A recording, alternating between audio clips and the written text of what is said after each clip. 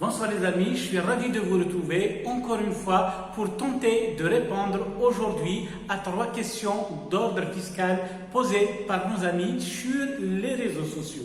Parfait, la première question est posée par Rokaya qui se demande comment déterminer le montant de l'IBS à payer par une société qui exerce plusieurs activités relevant chacune d'un taux d'IBS spécifique.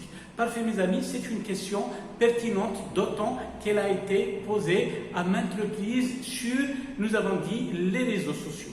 Parfait, nous avons dit lorsqu'une société qui exerce plusieurs activités ou une seule activité qui relève d'un seul taux d'IBS, là il n'y a pas de problème. Pourquoi? Parce que nous avons, si vous voulez, une base imposable, nous avons un taux unique, et bien nous obtenons naturellement un montant d'IBS à payer. Mais le problème se pose plutôt lorsque nous avons dit il y a plusieurs taux d'IBS, bien entendu mes amis, si vous ne faites pas le distinguo, si vous ne ventilez pas, si vous voulez, vos résultats par taux d'IBS, eh bien vous risquez fortement d'être imposé au taux le plus élevé par l'administration fiscale et ce conformément à l'article 150 du Code des impôts directs. Maintenant, comment allons-nous procéder, mes amis, pour justement ventiler, pour dégager 3 résultats partiels que l'on va appliquer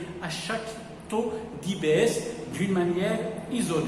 Donc mes amis, une fois nous avons terminé les travaux comptables, nous allons passer à l'élaboration de l'alias fiscal, c'est-à-dire du document de la déclaration fiscale que nous allons remettre à des fins d'imposition à l'administration fiscale. Donc, qu'est-ce que nous allons faire? Naturellement, nous avons un compte de résultat unique qui représente l'ensemble des activités, mais ce n'est pas suffisant, mes amis. Il faudra élaborer sur la base de cet unique compte de résultat 3 autres comptes de résultats dont chacun est spécifique à une activité. Exemple, un compte de résultat pour l'activité de production, un compte de résultat pour l'activité d'entreprise de travaux bâtiments et enfin un compte de résultat pour les activités d'achat-revente en l'état ou des prestations de services, c'est-à-dire toutes les activités qui sont soumises au taux de 26%. Comment procéder justement pour élaborer ces comptes de résultats, mes amis? Pour ce qui est des produits, c'est bien plus simple parce que pour les produits, j'allais dire des activités ordinaires, c'est bien simple. Nous avons des chiffres d'affaires, par exemple 700 c'est de l'achat-revente, 704 c'est des travaux bâtiments, 706 c'est de la prestation de services, mais il faudra également, mes amis, ventiler quelques produits, ce qu'on appelle les autres produits des activités ordinaires.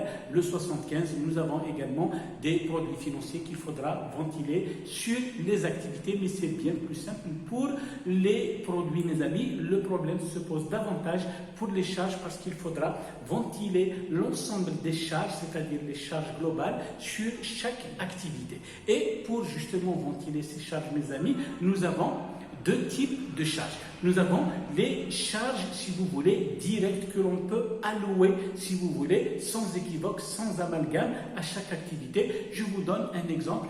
Dans l'ensemble de mes activités, j'ai un atelier de production de mobilier de bureau. Donc la machine qui découpe le bois pour fabriquer les bureaux, mes amis, elle est dédiée, si vous voulez, à l'activité de production.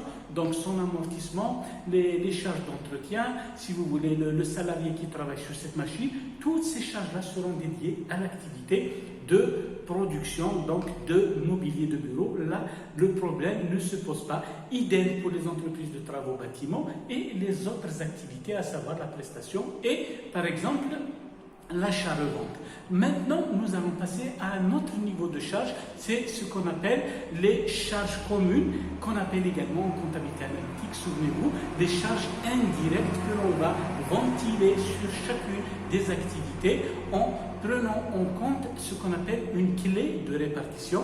Donc la clé de répartition, c'est ce critère qui va nous permettre d'allouer, d'affecter, d'imputer une partie des charges communes à chaque activité spécifique en fonction, nous avons dit, d'un critère, d'accord? Et ce critère, bien entendu, vous pourrez le dégager si vous avez une comptabilité analytique, même rudimentaire. Si vous n'en avez pas, mes amis, vous pouvez utiliser le chiffre d'affaires, d'accord, de l'activité d'une manière générale pour allouer les charges indirectes. Nous avons dit à chaque activité, exemple, l'activité de production représente 30% du chiffre d'affaires global. Nous allons prendre 30% des charges communes à l'activité, par exemple, de production du mobilier de bureau, et il en est de même pour les autres activités. Donc, vous voyez, mes amis, nous avons des produits partiels, c'est-à-dire par activité, nous avons des charges partielles par activité. Forcément, nous allons dégager un résultat partiel qu'on va appliquer, bien entendu, à chaque activité. On va multiplier par le taux d'IBS correspondant pour déterminer, nous avons dit, le montant d'IBS à payer par activité. Faites attention, mes amis, il y a des moyens de contrôle lorsque vous allez jumeler, en quelque sorte, j'utilise le mot, mais avec, si vous voulez, prudence, lorsque vous allez consolider en quelque sorte ces trois activités, vous devez remonter au compte de résultat unique et global. D'accord, mes amis, nous n'avons pas terminé parce que ce travail de ventilation que nous avons fait avec le compte de résultat, il faut également le faire avec, bien entendu, le tableau numéro 9 de détermination du résultat, parce que là aussi nous avons des réintégrations, nous avons des déductions, il faudra tout retraiter, bien entendu, pour faire correspondre le résultat fiscal de chaque activité avec celui que nous avons obtenu dans le compte de résultat. C'est très important de le faire, mes amis. Nous avons dit la sanction pour le défaut de cette ventilation, de ce distinguo, c'est d'être imposé au taux le plus élevé d'IBS. Parfait, mes amis, voilà pour la première question. Deuxième question, notre ami Saïd se pose la question: quelle est la différence entre un assujetti partiel et un redevable partiel?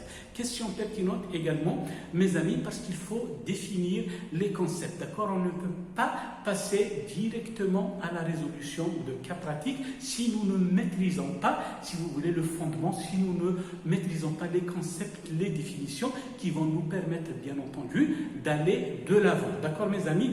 Il ne faut pas croire ceux qui vous diront la pratique c'est la plus importante. Non, mes amis, on ne peut pas être de bons praticiens si nous ne maîtrisons pas, si vous voulez, l'aspect, l'ordre conceptuel. Il faut d'abord définir les concepts, les définitions avant de passer, bien entendu, à la pratique. La preuve, on est là. Qu'est-ce qu'un assujetti partiel? Mes amis, un assujetti partiel, c'est une personne, c'est un contribuable, bien entendu, c'est un ensemble d'activités, bien entendu, dont une partie est située dans un périmètre, d'accord, c'est le champ d'application, et une partie est située en dehors de ce périmètre de consolidation. Donc nous avons un petit peu défini ce qu'est un champ d'application. Bien entendu, il est plus aisé, il est plus facile de définir quelles sont les opérations qui ne sont pas incluses dans le périmètre, dans ce champ d'application, plutôt que de dire quelles sont les activités qui sont comprises, d'accord, même si le code des taxes sur le chiffre d'affaires vous aidera, si vous voulez, à vous repérer, à identifier l'ensemble de ces opérations qui sont situées dans le champ d'application de la TVA. C'est les articles 2 et suivants du code des taxes sur le chiffre d'affaires. Mais s'il est plus aisé, mes amis, nous avons dit de définir, d'identifier quelles sont les opérations qui sont situées en dehors, bien entendu, du champ d'application de la TVA, article 8 du code des taxes sur le chiffre d'affaires, mes amis. On va retrouver, si vous voulez, les viandes rouges ainsi que les dépôts des animaux vivants après le premier abattage, d'accord? Mes amis, ces viandes rouges-là, ainsi que les dépouilles, bien entendu, après le premier abattage, sont soumises à une taxe spéciale qui est l'impôt direct qu'on appelle la taxe sanitaire sur les viandes. Et bien entendu, pour ne pas superposer l'imposition de ces produits avec la TVA, on va les laisser en dehors du champ d'application de la TVA, puisqu'ils ont, si vous voulez, une autre taxe qui les frappe d'une manière spécifique. Nous avons dit qui est régi par le code des impôts indirects et non pas par le code des taxes sur le chiffre d'affaires. Ok? Donc nous avons dit périmètre en dehors du périmètre, d'accord? Donc à part ce premier élément, nous avons les ouvrages d'or, d'argent et de platine qui sont également en dehors du champ d'application puisqu'ils sont soumis aux droits de garantie qui sont également des impôts indirects. Donc pour ne pas soumettre ces ouvrages d'or, d'argent et de platine en quelque sorte une deuxième fois à la TVA, le législateur les a laissés en dehors de ce périmètre, en dehors de ce champ d'application. Et puis nous avons également les opérations réalisées par les entités d'un groupe de sociétés, c'est-à-dire les opérations réalisées entre elles, c'est ce qu'on appelle les opérations intra-groupes, donc elles sont en dehors du champ d'application. Et enfin, quatrième et dernier point, ce sont tous les contribuables dont le chiffre d'affaires ne dépasse pas 30 millions de dinars, d'accord? Donc c'est également laissé en dehors du champ d'application, mes amis, mais ce n'est que transitoire parce que l'avant-projet de loi de finances pour 2021 qui vient de paraître prévoit d'annuler, d'abroger cette mesure et de soumettre dorénavant toutes les activités, si vous voulez, des entreprises suivies au régime du réel à la taxe sur la valeur ajoutée, bien entendu, sauf si ces activités relèvent de l'un de ces trois critères, de ces trois activités que nous venons de citer. D'accord? À partir de 2021, quel que soit le montant de chiffre d'affaires réalisé par un redevable de la taxe, et bien entendu, il sera soumis à cette TVA-là. D'accord? Maintenant, voilà pour ce qui est de l'assujetti partiel. Qu'est-ce que le redevable partiel, mes amis? Eh bien, un redevable partiel, c'est un redevable, c'est un contribuable, c'est un commerçant, c'est une personne dont toutes les opérations sont situées à l'intérieur du périmètre de consolidation, mais à l'intérieur de ce périmètre, mes amis, seulement une partie est soumise à la taxe sur la valeur ajoutée, alors qu'une autre partie est exonérée expressément en vertu d'un article du Code des taxes sur le chiffre d'affaires. C'est notamment le cas des articles 9 à 13 du Code des TCA. D'accord? Donc là, nous sommes à l'intérieur du périmètre, à l'intérieur du champ d'application, mais seulement une partie est soumise à la TVA alors qu'une autre est exonérée, est exemptée. Mes amis, ces définitions vont nous aider à préparer, si vous voulez, à déterminer ce qu'on appelle le prorata de déduction de la TVA, notamment pour les redevables partiels, mais on peut également tomber devant le cas d'un assujetti partiel, comme il est également possible de tomber devant un cas d'un assujetti partiel qui est également un redevable partiel. D'accord? Donc je vous donne un exemple pour caricaturer en quelque sorte. Vous avez une entreprise qui exploite à la fois une boucherie industrielle, nous avons dit en dehors du champ d'application, ainsi qu'une laiterie. La laiterie fabrique du lait pasteurisé en sachet ainsi que du fromage. Vous voyez, la laiterie est dans le champ d'application de la TVA, mais seulement une partie de l'activité située dans le champ d'application est soumise à la TVA, c'est le cas du fromage, tandis que l'autre activité, la fabrication de lait pasteurisé en sachet, est exonérée expressément en vertu de l'article 9 du Code des TCA. Donc voilà, mes amis, pourquoi il est nécessaire, voire même indispensable, de comprendre les concepts avant de passer à la pratique. J'espère que ce que nous venons de dire est clair. Nous allons passer, mes amis, enfin à la question de notre ami Noria qui pose la question suivante. Est-ce que les entreprises de promotion immobilière ouvrent le droit au remboursement de TVA?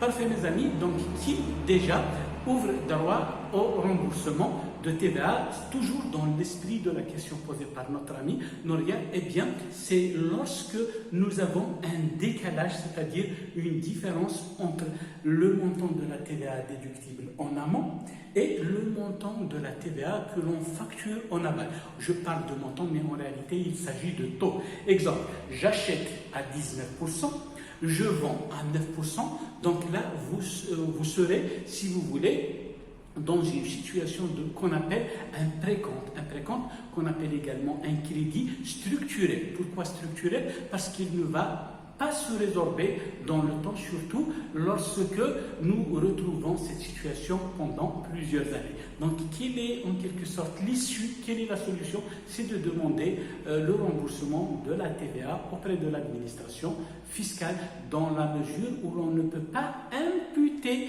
la TVA avancée en amont sur la TVA, bien entendu, collectée auprès des clients. Donc, je vous renvoie, mes amis, à l'article 50 du Code des taxes sur le chiffre d'affaires pour un petit peu maîtriser cet aspect. Donc, à la lumière de ce que nous avons dit, un promoteur immobilier, si vous voulez, il avance du 9 ou du 19% en fonction des biens, de la nature des biens, d'accord? Donc, comme vous le savez, mes amis, article 16 de la loi 1104 régissant la promotion immobilière, nous avons dit elle ne peut pas réaliser elle-même les travaux, elle doit les confier à une autre entreprise de travaux, bâtiment dûment qualifié. Eh bien, mes amis, on appellera ça des sous-traitances. Donc, lorsque le sous-traitant va facturer la TVA à la promotion immobilière, naturellement, l'entreprise de travaux bâtiment, elle va facturer du neuf lorsqu'il s'agit de logements à usage d'habitation et elle va facturer du 19 lorsqu'il s'agit d'autres locaux tels que les locaux commerciaux, les locaux professionnels, les garages, etc. Maintenant, à la vente, le promoteur immobilier va également facturer du 9% pour les logements à usage d'habitation et il va facturer 19% pour tout ce qui est autres locaux professionnels et commerciaux. D'accord? Donc là, nous ne tomberons pas devant ce décalage. Certes, nous serons en précompte, mes amis, mais c'est un précompte conjoncturel qui est dû, si vous voulez, au retardement du paiement de la TVA. C'est ce qu'on appelle le fait générateur et l'exigibilité. Comme vous le savez, l'article 14 du Code des TCA fixe le fait générateur pour les promoteurs immobiliers à la livraison matérielle ou juridique. Qu'est-ce qu'on entend par livraison matérielle ou juridique? Livraison matérielle, ça veut dire remise des clés ou occupation des biens. Livraison juridique, c'est-à-dire établissement de l'acte définitif par devant notaire. Donc voilà, mes amis, il s'agit seulement d'un précompte conjoncturel qui va se résorber lorsque le promoteur immobilier va livrer les biens en question. Donc il n'y a pas lieu pour un promoteur immobilier d'introduire une demande de remboursement auprès de l'administration fiscale, laquelle demande, bien entendu, sera rejetée pour les raisons qu'on vient de citer. Le contraire, par contre, ce serait produit s'il s'agit d'une entreprise de travaux bâtiments. Imaginez une entreprise de travaux bâtiments qui livre ses travaux, si vous voulez, à ce promoteur immobilier. Donc, une entreprise de travaux acquiert les matières premières et les services d'une manière générale au taux de 19, mais lorsqu'il s'agit, si vous voulez, de facturer des travaux portant sur des logements, elle va facturer du neuf. Là, il y a de fortes chances qu'on tombe devant un cas de précompte, mes amis, structurel. Donc, une entreprise de travaux bâtiments, oui, elle peut introduire sa demande de remboursement de crédit de TVA. Par contre, un promoteur immobilier, il ne peut pas le faire, il n'ouvre pas le droit puisqu'il n'y a pas, nous avons dit, de crédit structurel. Sur ce, j'espère vous retrouver très bientôt, mes amis, dans de nouvelles vidéos comme celle-ci. J'espère que le concept vous plaît. D'ici là, portez-vous à merveille et à très bientôt. Prenez soin de vous. Au revoir.